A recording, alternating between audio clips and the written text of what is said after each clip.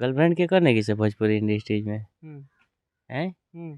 जिसका जितना दबदबा है उसकी उतनी गर्लफ्रेंड है। जो खुश रहू पियावा के पाह के, हम जी लेम दोसर पटा के। क्या बात है। अरे लागता टूट जाई वादा हो, दुनिया बनल जाता बाधा। रसियन का लिया के गाना में डांस कराओ तनी। कोई अपना नहीं है भैया, हाँ। जब जो मिल गया उसके साथ हम काम कर लेंगे। तो चलिए नमस्कार दोस्तों, एक बार फिर से हमारे कैमरे की फ्रेम में कॉमेडी किंग कृष्णा जैक भाई हैं, जिनसे हम लोग आज बातचीत करेंगे और बातचीत के दरमियान बहुत सारी बातों पे चर्चा करेंगे। फिलहाल आप ये लगभग वीडियो 6 मंथ बाद इस चैनल पे देख रहे होंगे। तो कृष्णा भाई भी बिजी थे और बहुत सारा इनका कॉमेडी वीडियो और एल्बम आने वाला है लगातार, मतलब अब गर्दा होने वाला है, क्योंकि हम लोग के सामने शूट हुआ है और एकदम नेचुरल तरीके से शूट हुआ है। सबसे पहले बहुत स्वागत है। Love you. जितना भी बड़का भैया बनी सभी भैया के दिल से धन्यवाद बा। और अपन प्यार बनैले रही रउआ सबे, और रउआ सबे के प्यार जौन भी मिलेला उतना में हम खुश बानी। इस टाइम कुछ गर्दा होने वाला है, क्योंकि हम लोग के सामने बहुत सारा शूटिंग चला है और मतलब कुछ लग रहा है कि उसमें बहुत अलग है और आएगा अगर मार्केट में तब बवाल होगा। बिल्कुल। अब की पारी कॉमेडी जौन हमनी के जौन भी कोशिश करते हैं चली आवे के, वो चीज़ के नेचुरल तरीका से और एगो आम भाषा में शूट करे के कोशिश करते हैं सन, ताकि रउआ सबे के मतलब अच्छा लगो वो चीज़। और हमारे एगो कॉमेडी फिलहाल में आई रहा भगौआ शादी। अगर रउआ सबे देखले होखम त कहीं ना कहीं कृष्णा जय के बैक प्रोजेक्ट से ही अच्छा प्रोजेक्ट बावे, और एकरा से भी अच्छा प्रोजेक्ट लेके आओ तनी रउआ सबे के बीच में बहुत जल्दी। भगवा शादी में देखल ही गई बा कि आप लड़की लेकर भाग जाते हैं, अपने जाते हैं दोस्त घर पे, फोन करते हैं, दोस्त आपका साइड में रहता है और दोस्त बोलता है हम आ गए बाहर। हाँ, तो ई सब एकदम हकीकत बात बावे। जब तक दोस्त से कुछ ना मांगल जाई तब तक दोस्त कहे कि तोरा खातिर जान हाजिर बावे। आ कौनो सामाने खातिर चल जाए, चाहे ओकरा घरे एगो पंपी सेट काहे ना होखो, जा कह भाई तनी तोर पनिया ला मशीनवा चाही अपन खेतवा पटावे के बावे, तो कही यार हम मालिक ना हई, पापा से पूछे के पड़ी, ना तो खिसियाए लगियन। तो ये सब बात बा, एकदम ही रियल बात बा, जे जब तक मुसीबत नहीं पड़ल तब तक सब केहू साथे रहेला।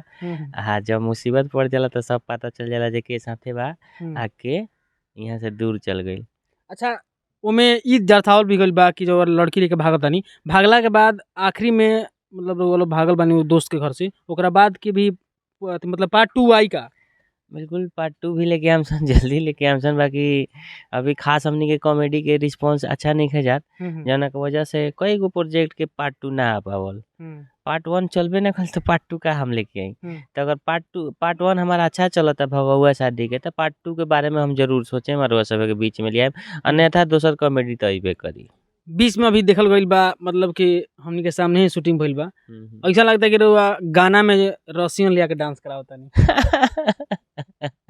हाँ, वो गाना देखे के भी मिली रउआ सबे के। और रउआ तो लाइव शूट में रहमी, रउआ देखले बनी, विजुअल थोड़ा सा दिखा भी सकतनी अपना ये इंटरव्यू के माध्यम से। और वो गाना बहुत जल्दी रउआ सबे के बीच में आई। तो रउआ रसियन काहे लिया के गाना में डांस करावता नहीं?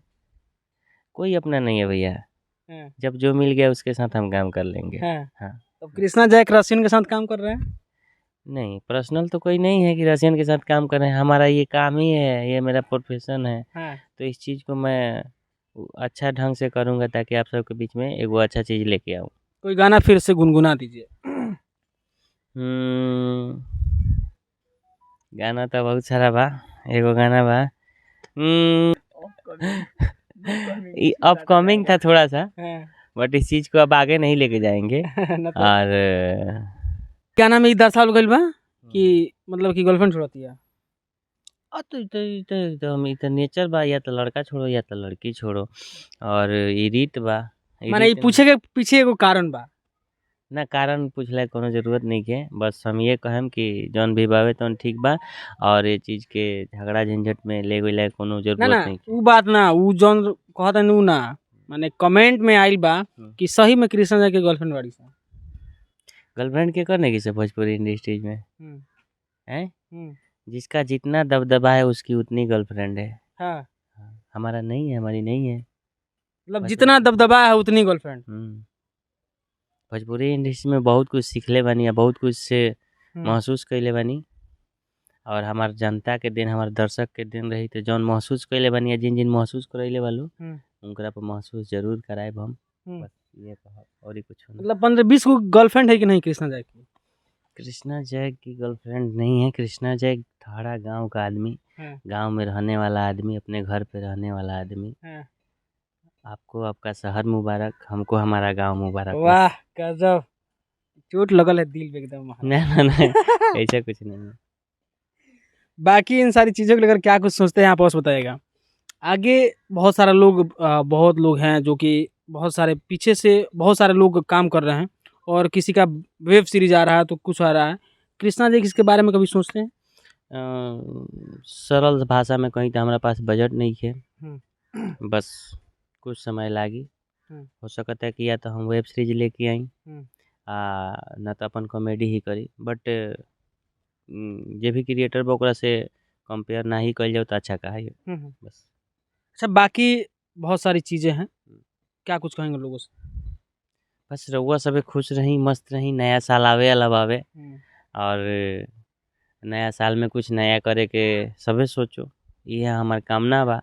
और हमार टीम कॉमेडियन ठहरल तो वह सबे का हमेशा इंटरटेनमेंट कराई, और कोशिश करम कि 24 में जौन ना कर पाई तो 25 में करी रउआ सबे के बीच में।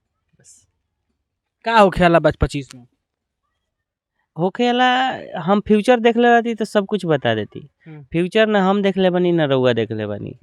बस हम जब हम 25 में एंटर करम तो कोशिश करम कि 24 में जौन कईनी ओसे बेहतर करके रउआ सबे के दी। ना तो हम फ्यूचर देख लेती तो जरूर कहती काल हमसे बिल गेट्स मिले हुई हैं। अच्छा जी, ठीक बा, ऐसा कुछ नहीं है। अच्छा, एक और कमेंट्स बा जौन कमेंट से खाली कृष्णा जैक का शादी हो गया है? जी शादी हो गई बाबे। हमार 2 गो बेटी बाड़ी सन, एगो बेटा बा। बेटा के नाम है शेखर बाबू, और बहुत बड़ा एगो ड्रीम रखले बानी अपना बेटा के लेके। हमरा जनता के सपोर्ट रही तो वो ड्रीम जरूर पूरा करम, और ये ड्रीम का भी कुछ ना कहब। कुछ मन में बड़ा सोचल बा अपना लइका खाती कि आवे वाला समय में समाज में सेवा करो, और बस।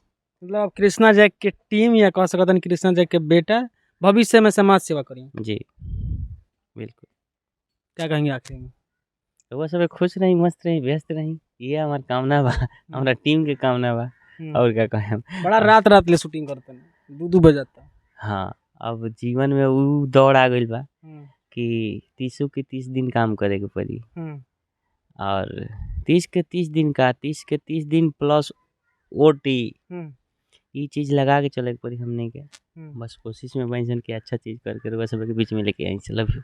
भोजपुरी में काम करते हैं, भोजपुरी का कुछ सवाल आ गया है। आप देखते हैं कि अभी कुछ दिन पहले पुष्पा 2 का रिलीज पटना में हुआ था, और जो भोजपुरी के कलाकार हैं कहते हैं कि फिल्म हमारा चलता नहीं है। तो बताइए, जो साउथ के लोग हैं आके बिहार में प्रचार कर रहे हैं, क्या कुछ कहेंगे लेकर?